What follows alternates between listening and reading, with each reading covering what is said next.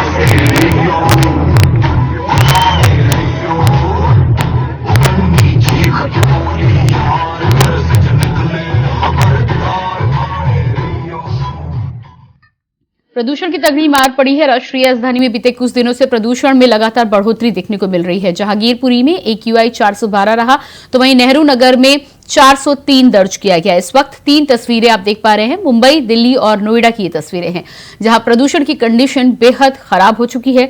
लोगों का सांस लेना मुश्किल हो रहा है। अगले 3 दिनों तक प्रदूषण बेहद खराब श्रेणी में रह सकता है। दिल्ली पर प्रदूषण की तगड़ी मार।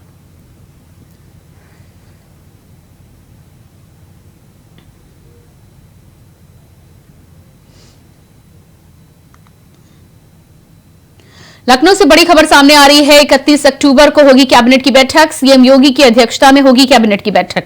बैठक का एजेंडा आज किया जाएगा जारी। सुबह 11 बजे लोक भवन में होगी कैबिनेट की बैठक। करीब 1 दर्जन से ज्यादा प्रस्तावों पर होगी चर्चा। सभी कैबिनेट मंत्रियों को किया गया सूचित। तो 31 अक्टूबर को होनी है कैबिनेट की बैठक। सीएम योगी की अध्यक्षता में होगी कैबिनेट की बैठक। अलग अलग प्रस्तावों पर हो सकती है चर्चा। सभी कैबिनेट मंत्रियों को किया गया सूचित। बैठक का एजेंडा आज किया जाएगा जारी। बैठक का एजेंडा आज किया जाएगा जारी। सुबह 11 बजे लोक भवन में होगी कैबिनेट की बैठक। सुबह 11 बजे लोक भवन में होगी कैबिनेट की बैठक। करीब 1 दर्जन से अधिक प्रस्तावों पर हो सकती है चर्चा। सभी कैबिनेट मंत्रियों को किया गया सूचित।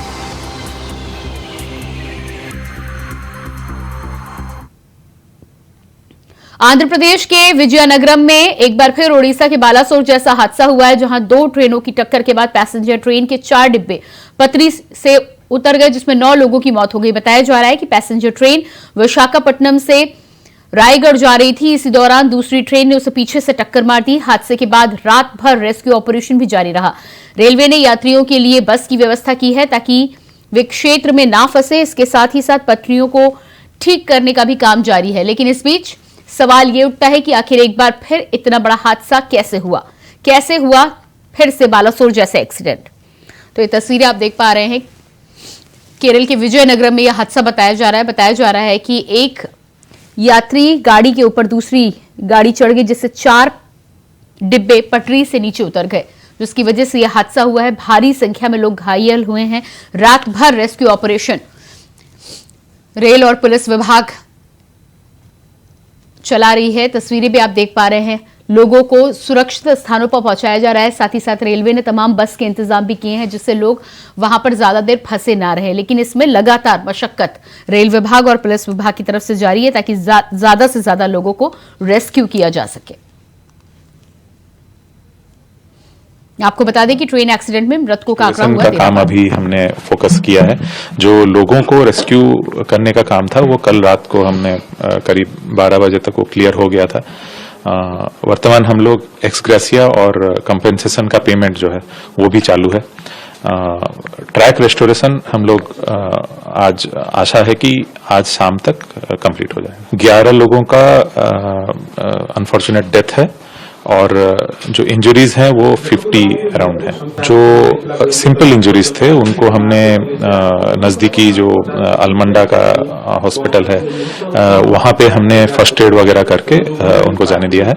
और जो ग्रीवियस इंजरीज हो गए उनको विजयनगरम और विशाखापट्टनम ऐसे कुछ हॉस्पिटल्स में शिफ्ट किया है। बाकी स्ट्रैंडेड पैसेंजर्स के लिए हमने ट्रेन और बसेस का इंतजाम किया था। उनके थ्रू से वहां अभी किसी को दिक्कत नहीं है। रात को चेकिंग के दौरान हुई पुलिस और बदमाशों में मुठभेड़, जहां चेकिंग के दौरान बाइक सवार बदमाशों ने पुलिस पर फायर कर दिया। जवाबी फायरिंग के दौरान एक बदमाश के पैर में गोली लगी है, जहां पुलिस ने घायल बदमाश को गिरफ्तार कर लिया है। वहीं उसका दूसरा साथी अंधेरे का फायदा उठाकर मौके से फरार हो गया।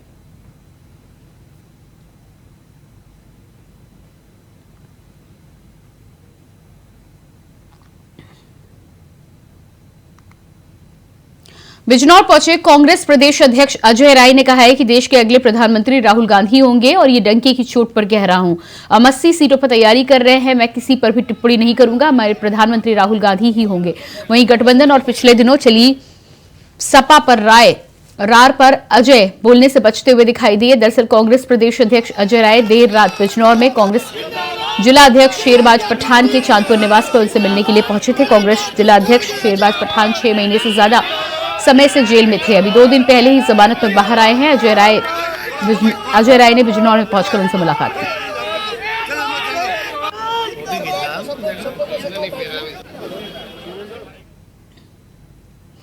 अलीगढ़ के बन्ना देवी थाना इलाके के रेलवे स्टेशन माल गोदाम साइड अंडे का ऑमलेट और शराब पीने को लेकर आपस में मारपीट सामने आई है, जहां एक कांवड़िये को अंडे के ऑमलेट और शराब का सेवन कर रहे अन्य साथी कांवड़िये का विरोध करना इतना भारी पड़ गया कि उसके साथ मारपीट की गई। दरअसल जिला बदायूं के गांव कोहली निवासी अनमोल शर्मा ने बताया कि वो अपने अन्य साथियों समेत 5 लोग कांवड़ भर के हरिद्वार के बटेश्वर भोला के लिए निकले थे। अनमोल का आरोप है कि उसके 3 साथी जो कि कांवड़ लेकर आए हैं, तीनों ने यहां अलीगढ़ में स्टेशन के पास रेस्ट के दौरान अंडे की आमलेट खाई, शराब का सेवन किया।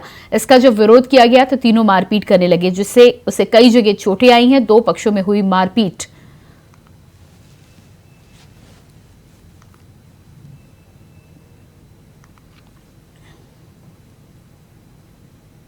बुलेटिन में फिलहाल रुकते एक छोटे से ब्रेक के लिए, फौरन हाजिर होते हैं।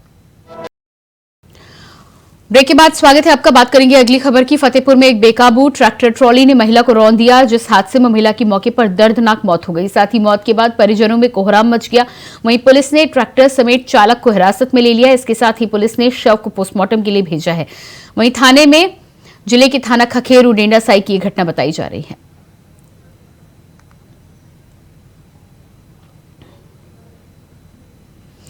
अयोध्या में बन रहे राम मंदिर को लेकर सियासत रुकने का नाम नहीं ले रही। सपा सांसद डॉक्टर एसटी हसन ने पीएम मोदी के द्वारा उद्घाटन कराने पर तमाम सवाल खड़े किए हैं। श्री राम जन्मभूमि ट्रस्ट ने बीते दिन अगले साल 22 जनवरी को अयोध्या मंदिर में राम मंदिर के गर्भगृह में भगवान राम की मूर्ति स्थापित करने के लिए प्रधानमंत्री नरेंद्र मोदी को आमंत्रित किया है। इसके बाद से विपक्ष हमलावर है और पूछ रहा है कि पीएम मोदी को क्यों न्योता दिया जा रहा है। अब वहीं मुस्लिम संगठन जमीयत उलेमाए हिंद ने भी इस पर ऐतराज जताया। उनका कहना है कि पीएम मोदी को राम मंदिर प्राण प्रतिष्ठा समारोह में नहीं जाना चाहिए।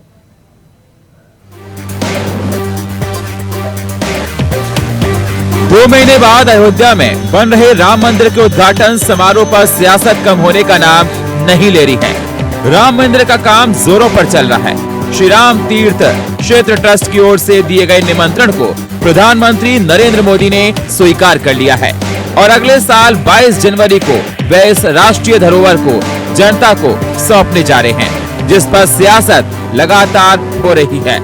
जमीयत उलमा हिंद के अध्यक्ष मौलाना महमूद मदनी और मुरादाबाद से सपा के सांसद ने पीएम मोदी के उद्घाटन समारोह में जाने पर तमाम सवाल खड़े किए हैं। जमीयत उलेमा हिंद से जुड़े मौलाना महमूद मदनी द्वारा राम मंदिर फैसले को गलत बताने वाले बयान के समर्थन में अब सपा सांसद डॉक्टर एसटी हसन ने भी अपनी रजामंदी देते हुए कहा कि उस समय कोर्ट में फैसला तो हुआ था पर इंसाफ नहीं हुआ।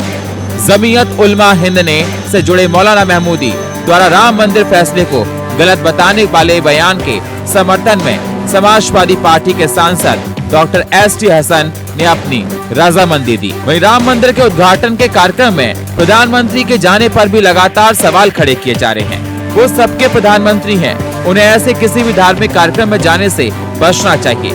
किसी पार्टी के विशेष प्रधानमंत्री नहीं होते हैं। लगातार इस प्रकार देखा जा रहा है कि सियासत जमकर हो रही है।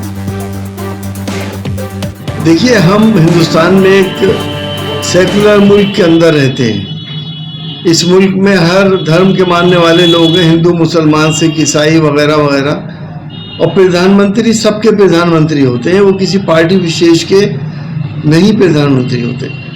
तो ये परंपराएं हैं कि प्रधानमंत्री को बिल्कुल ही एक तरह से नॉन अलाइंड होना चाहिए। उन्हें किसी धार्मिक उसके अंदर कि चाहे इनॉग्रेशन हो या शिलान्यास हो, उसमें बेहतर होता कि उसे अवॉइड करते। अब उन्हें बुलाया गया है या ज़बरदस्ती बुलवाया गया है ये तो हम नहीं जानते, लेकिन हमें इस बात का अफसोस है कि श्री रामचंद्र जी जैसी शख्सियत को इस राजनीति के अंदर नहीं घसीटना चाहिए। उनके डेकोरम का सवाल है। रामचंद्र जी हिंदुस्तान में तमाम हिंदुओं के पूज्य हैं, चाहे वो बीजेपी के हिंदू हों, चाहे कांग्रेस के हों, चाहे समाजवादी के हों, वो सबके हैं। लेकिन उनको इस तरह से इतनी बड़ी शख्सियत को अपनी ज़ाती फ़ायदे के लिए, राजनीतिक रोटियां सेकने के लिए और ये सब कुछ करना, ये मेरे हिंदू भाई तय करें क्या ये मुनासिब है या नहीं। अगले साल 22 जनवरी को राम मंदिर की प्राण प्रतिष्ठा का कार्यक्रम होगा। इस कार्यक्रम का आयोजन दोपहर करीब 12:30 बजे आयोजित किया जाएगा, जिसको लेकर अभी से अयोध्या में जोर शोर से तैयारियां चल रही हैं। 22 जनवरी को मंदिर की प्राण प्रतिष्ठा के बाद रामलला को अपने नए स्थान पर विराजमान हो जाएंगे, जो कि लंबे सदियों से इंतजार किया जा रहा था। अब सवाल इस बात का उठता है कि आखिरकार राम मंदिर के नाम पर हो रही सियासत कब खत्म होगी? क्या राम मंदिर की आड़ में बीजेपी सियासी फायदा ढूंढ रही है? ये सवाल लगातार खड़े हो रहे हैं। क्या आने वाले लोकसभा चुनाव में बीजेपी को इसका फायदा मिलने वाला है, जिसको लेकर सपा लगातार विरोध जता रही है? ये तमाम सवाल खड़े हो रहे हैं। Bureau report, India voice.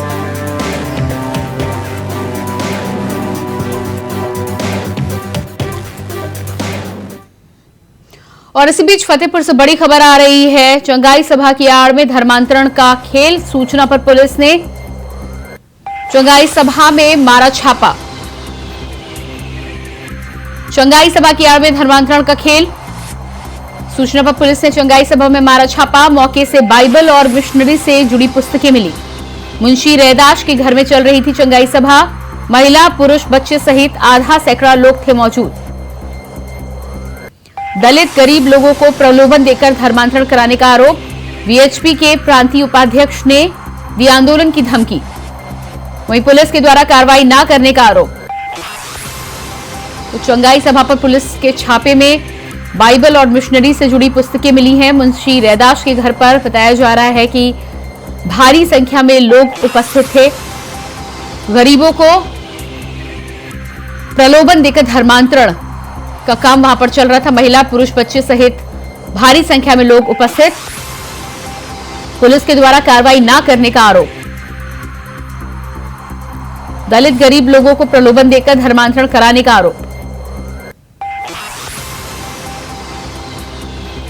VHP के प्रांतीय उपाध्यक्ष ने दी आंदोलन की धमकी।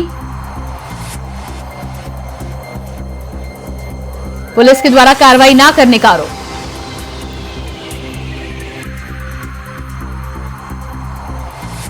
फतेहपुर से यह खबर निकलकर सामने आ रही है, जहां पर बताया जा रहा है कि चंगाई सभा पे पुलिस का छापा पड़ा है। सूचना पर पुलिस ने छापा मारा, जिसमें बाइबल और मिशनरी से जुड़ी कई चीजें बरामद की गई। आपको बता दें कि पुलिस के छापे के दौरान भारी संख्या में लोग उपस्थित थे। वहां पर बताया जा रहा है कि गरीबों को प्रलोभन देकर धर्मांतरण का काम चल रहा था, जिस पर वीएचपी ने आंदोलन करने की धमकी भी दी है।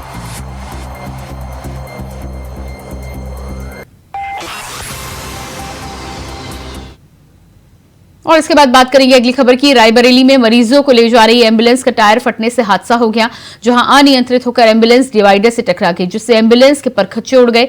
वहीं एम्बुलेंस में सवार 4 लोग गंभीर रूप से घायल हो गए, जिन्हें आनन फानन में स्थानीय लोगों ने दूसरी एम्बुलेंस बुलाकर जिला अस्पताल पहुंचाया है। घायलों में से एक मासूम बालक भी है।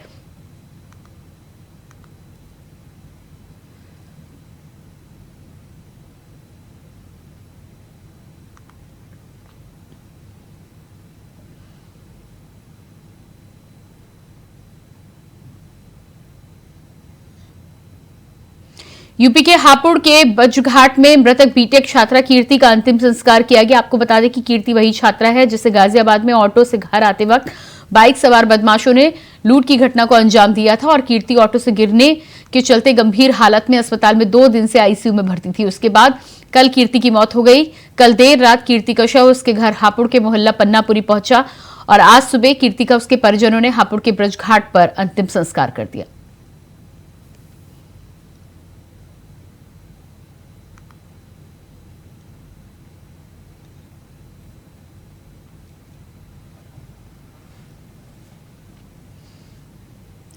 कासगंज में एक गांव के जंगल में नहर पटरी किनारे अज्ञात युवक का अधजला शव मिलने से क्षेत्र में सनसनी फैल गई। घटना की जानकारी मिलते ही पुलिस के अधिकारी मौके पर पहुंचे और जानकारी जुटाई है। ये पूरा मामला कासगंज जनपद के गंजटू हुडवारा कोतवाली क्षेत्र के गांव गुड़ियाई का बताया जा रहा है, जहां गांव के पास जंगल में नहर पटरी किनारे एक 25 साल के युवक का अधजला अज्ञात शव मिलने से क्षेत्र में सनसनी फैल गई। सूचना पर कोतवाली SHO Ram Prakash Gautam police team के साथ मौके पर पहुंचे।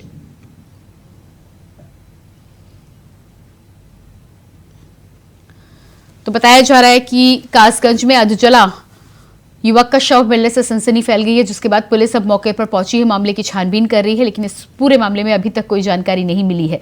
युवक के शव को कब्जे में लेकर पोस्टमार्टम के लिए भेज दिया गया है।